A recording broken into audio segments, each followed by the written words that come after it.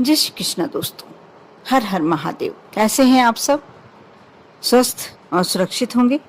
दोस्तों, जैसा कि आप जानते हैं, मैंने अपना पहले वीडियो में भी बताया कि जो ज्येष्ठ मास का मंगलवार पड़ता है उसे बड़ा मंगलवार, बुढ़वा मंगलवार कहा जाता है। और जो कल का मंगलवार है ज्येष्ठ माह का, बहुत सारे ऐसे कार्य हैं जो आपके रुके हुए रहते हैं। दोस्तों, यदि आपके जीवन में कुछ असफलता इस तरीके से प्रवेश कर गई है कि आपका जीवन बहुत ही कष्टमय हो गया है, कहीं से धन आने की उम्मीद नहीं है, कहीं क्लेश, घर में परेशानी, क्योंकि देखा जाता है, ये आप भी जानते हैं, जिस घर में धन की कमी हो, पैसे की कमी हो, वहाँ क्लेश तो होता ही होता है। जब पर्याप्त पैसा हो तो इंसान आपस में परिवार के ऊपर खर्च करता है, उनकी इच्छाएं पूरी करता रहता है, कलह इतनी ज़्यादा बढ़ नहीं पाती।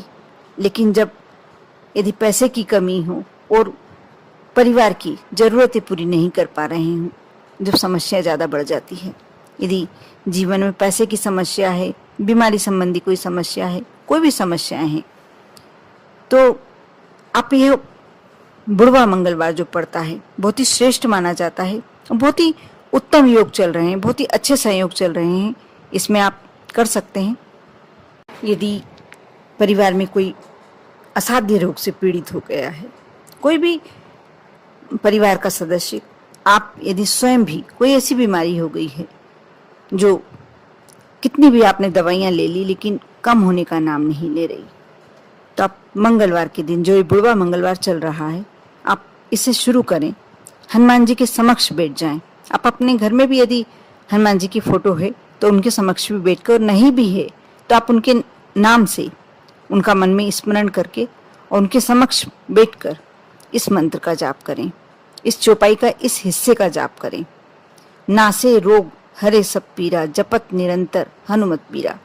यदि आप लगातार इस चौपाई का स्मरण करते हैं, आप मान कर चलिए। और ऐसा नहीं है यदि आपको बीमारी हो या आपके परिवार के कोई सदस्य को बीमारी तो ही करना है।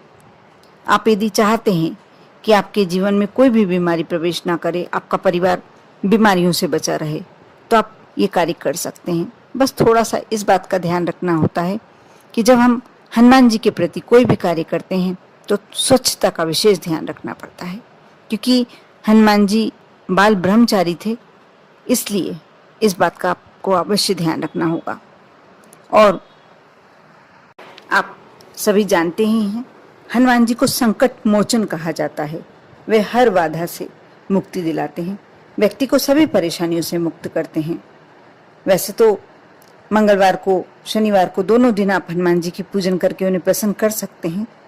लेकिन यदि हनुमान जी की आप विशेष कृपा प्राप्त करना चाहते हैं, वो इतना अच्छा संयोग जो आपको मिल रहा है बड़ा मंगलवार, आप इस दिन ब्रह्म मुहूर्त में उठें और अपने नित्य कर्मों से निवृत्त होकर आप किसी पीपल के पेड़ से 11 पत्ते तोड़ लें।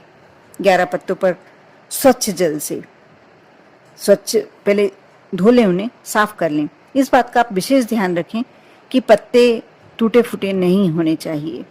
और फिर उसमें जल में थोड़ा सा कुमकुम मिला लें, अष्टगंध मिला लें या चंदन मिला लें, जो भी आपको आपके पास उपलब्ध हो वह मिला सकते हैं। और जो आपने पीपल के पत्तों को स्वच्छ करके रखा हुआ है, उसमें श्री राम यह नाम लिखें। और नाम लिखते समय आप चाहें तो मन में श्री राम का नाम जाप कर सकते हैं, बहुत ही श्रेष्ठ फल मिलते हैं इसके। और 11 पत्तों पर आप श्री राम का नाम लिख लें, जाप भी करते रहें, मनी मन राम को, श्री राम सिया राम को याद करते रहें। क्योंकि कहते हैं जिनने भी राम नाम लिया वो तो भवसागर से पार तो हुआ ही है, लेकिन हनुमान जी ने उसका ऐसा कोई भी कार्य, उसकी ऐसी कोई भी मनोकामना नहीं रहने दी जो अधूरी रही हो। वह राम नाम सुनते ही वह कोशिश करते हैं कि उस भक्त का कार्य पूरा हो जाए, उस भक्त के जीवन में कोई भी समस्या ना रहे। और जो आपने पत्तों पर राम नाम लिखा है, श्री राम लिखा है, उसके बाद पत्तों की एक माला बनाएं।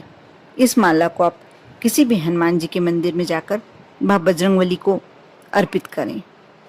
आप यह कार्य करते हैं तो आप देखना जीवन में ऐसा बदलाव आता है कि आपको लगने लगता है कि आपका जीवन कुछ अलग चमत्कारिक ढंग से बदल गया है। ऐसा ही आप एक और कार्य कर देखना। आपने सुना ही होगा कि हमने अपना बीड़ा, हमारा बीड़ा तो हनुमान जी ने उठा कर रखा है, यानी अपना पूरा कार्यभार उन्हें सौंप देना अपनी। और आप भी ऐसा करके देखिए, अपनी जिंदगी की पूरी परेशानियां का बीड़ा आप हनुमान जी को सौंप के देखिए। इसके लिए आपको करना क्या होगा, एक बनारसी पान ले लें, और बनारसी पत्ता आता है बाजार में, आप पूछेंगे दुकान पर मिल जाएगा। और जो पान का पत्ता है, आप चाहें तो पान वाले से बनवा लीजिए। उसमें आपको क्या क्या डालना है, इस पान में केवल कत्था, गुलकंद, सौंफ, खोपरे का बूरा और सुमन कतरी, इतनी सामग्री डलवाना है।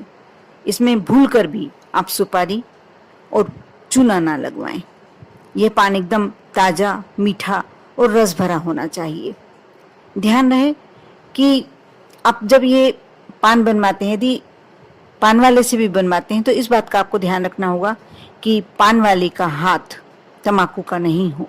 आप सुबह सुबह लेकर आएंगे तो वैसे भी कोशिश करें, यदि आपसे परिचित हैं वो, तो आप बोल सकते हैं कि आप, यदि आपके तम्बाकू का हाथ है आपका, तो आप थोड़ा धोके देंगे, हम भगवान को समर्पित करना है, हनुमान जी को समर्पित करना है, ऐसा कर कर आप बोल सकते हैं। और नहीं तो आप ये सामग्रियां, सबसे अच्छा उपाय है कि आप ये सारी सामग्री अपने घर में लाकर रख लें, क्योंकि एक मंगलवार नहीं, यदि आप 5 मंगलवार तक लगातार करते हैं तो आपके जीवन के सारे कष्ट भगवान हनुमान हर लेते हैं।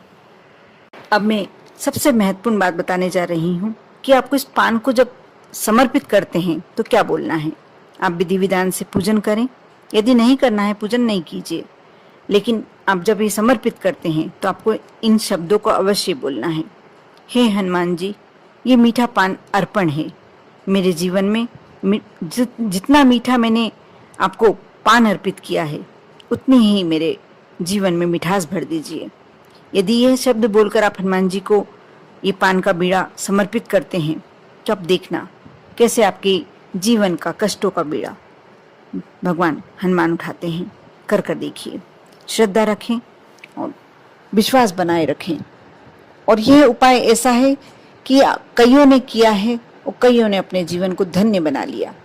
सारे सुख, सारे ऐश्वर्य उनके जीवन में आज हैं, सारी परेशानियों से वह मुक्त हैं। आप भी कर देखें। ओम नमः शिवाय।